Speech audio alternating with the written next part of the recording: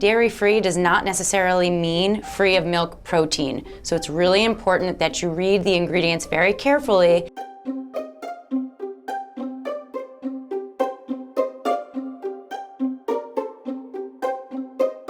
So these are the big 8 that make up 90% of the food allergies and sensitivities that we see. Milk, egg, peanut, tree nut, so those are things like pecans and hazelnuts and walnuts and almonds. Fish, crustacean shellfish, so that's just shrimp, lobster, and crab.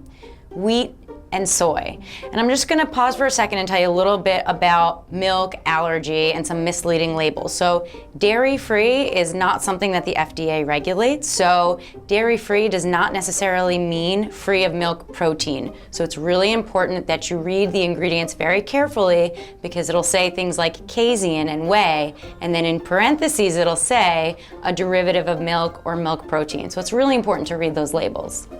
And while we're on food labels, let's talk a little bit about cross-contamination and what that means. What does it mean when it says produced in a factory where peanuts are also an ingredient in another product, or manufactured in a plant where peanuts are present and things like that? So what does that actually mean? It means that there's a possibility that there's a trace amount of the allergenic protein present in that particular product. And a recent study was done. They tested 200 products and they found that about 10% of the time, trace amounts of that ingredient was actually found within that product that had the label may contain. So if you have a severe allergy or severe sensitivity, my recommendation is to avoid those products that have the may contain label.